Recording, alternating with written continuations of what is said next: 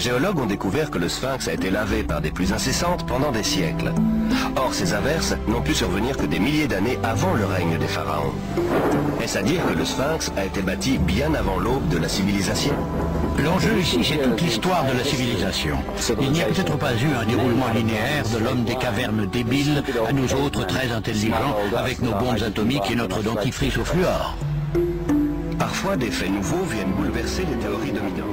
Pas besoin d'être géologue pour voir quel type d'intempérie a pu laisser ses marques. Seule de l'eau coulant en plaques sur le mur d'enceinte peut avoir lissé ses contours arrondis.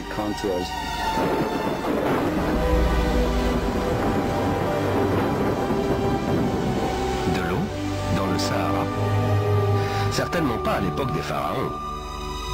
Pour en trouver, il faut remonter à la fin de la période glaciaire vers 10 500 avant Jésus-Christ, soit des milliers d'années avant la civilisation pharaonique. En Égypte, John West découvre que le sphinx de Gizeh n'a pas été exposé aux mêmes intempéries que son environnement immédiat, rongé par le sable et les vents du désert. Le sphinx présente en effet des marques d'érosion ondulées au lieu de marques horizontales. Pas besoin d'être géologue pour voir quel type d'intempérie a pu laisser ses marques. Seule de l'eau coulant en plaques sur le mur d'enceinte peut avoir lissé ses contours arrondis.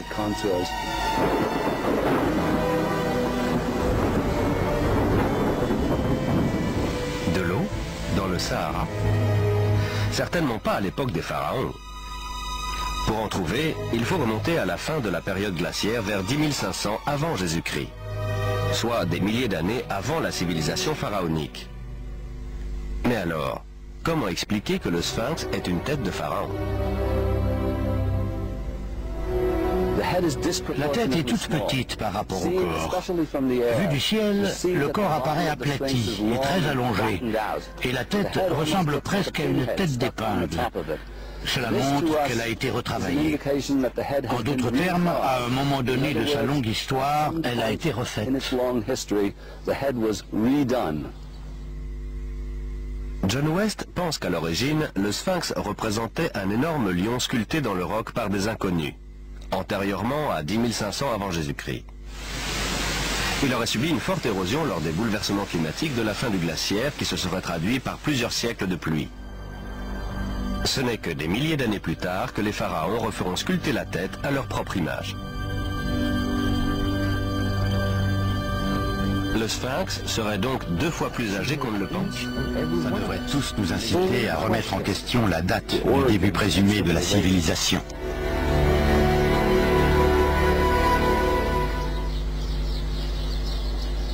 Se peut-il qu'une même civilisation oubliée de l'histoire ait laissé son empreinte à différents endroits du globe?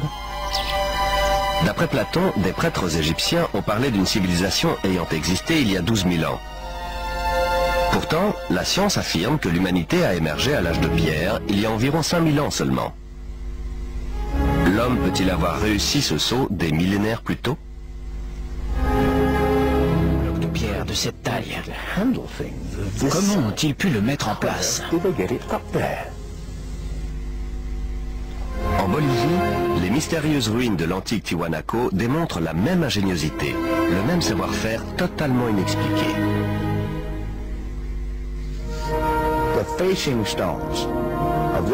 Les blocs de pierre frontaux ont été ajustés impeccablement.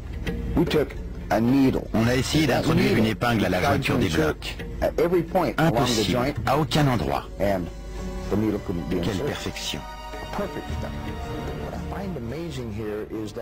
Ce qui m'impressionne, c'est que pour se déplacer entre les différents blocs de pierre qu'ils devaient agrafer, il fallait bien qu'ils aient une sorte de forge portative qui maintienne le métal en fusion.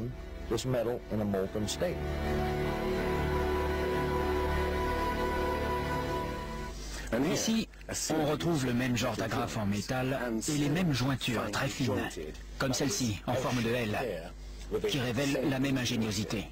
Le Pérou? Non. Le continent d'à côté, l'Afrique. Plus précisément l'Égypte, le pays des pyramides. Les 3 pyramides de Gizeh sont l'une des 7 merveilles du monde antique, l'exploit d'un peuple qui lui non plus ne connaît ni la roue, ni la poulie, ni la grue. Comment les Égyptiens ont-ils réussi à soulever des blocs de pierre d'une centaine de tonnes à une telle hauteur? Nos ingénieurs contemporains l'ignorent. Je suis ingénieur et je peux vous dire que pour soulever des blocs de ce poids aussi haut, il faut une grue spéciale. Comment les Égyptiens ont-ils réussi alors qu'ils ne disposaient pas de ce genre d'engin? Mais les anciens Égyptiens ne sont pas les seuls à connaître Pi. Le nombre transcendant est également à la base de l'inclinaison de la pyramide de Teotihuacan au Mexique et des angles étranges que ses architectes lui donnent. Les générations suivantes surnommeront la ville la Cité des Dieux.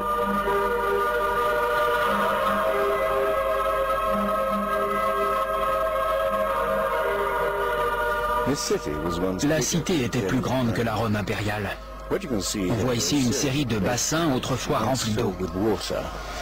La surface miroitante de l'eau réfléchissait le ciel et ces ondulations donnaient l'alerte en cas de séisme. De l'autre côté, ces temples sont supposés représenter les corps célestes.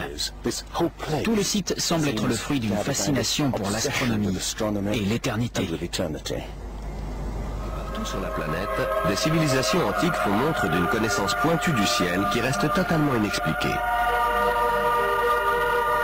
À croire qu'elles ont été renseignées par une même source. Ces civilisations sont fascinées par le soleil, les étoiles, la précession des équinoxes. Autrement dit, la lente rotation continue de la Terre qui donne l'illusion que les constellations voyagent à travers le ciel et les époques.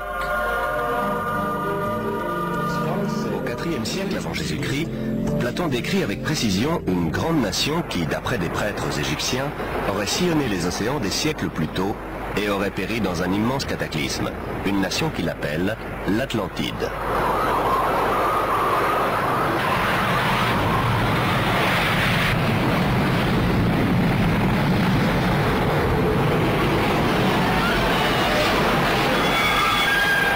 L'Atlantide, un grand cataclysme. Tout cela rappelle un autre grand mythe, le déluge biblique avec Noé et son arche. Un autre récit méprisé par les scientifiques. Respecte-t-elle toujours ses propres principes, à savoir étudier les faits et rien que les faits?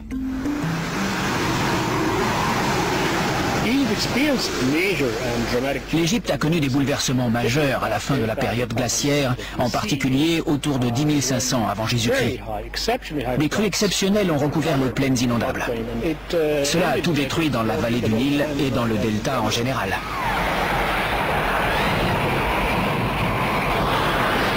Des inondations en 10 500 avant Jésus-Christ? Les pyramides de Gizeh pourraient-elles avoir été bâties à une époque aussi reculée? Est-ce à dire que le Sphinx a été bâti bien avant l'aube de la civilisation? L'enjeu ici, c'est toute l'histoire de la civilisation. C'est l'histoire de la civilisation tout entière.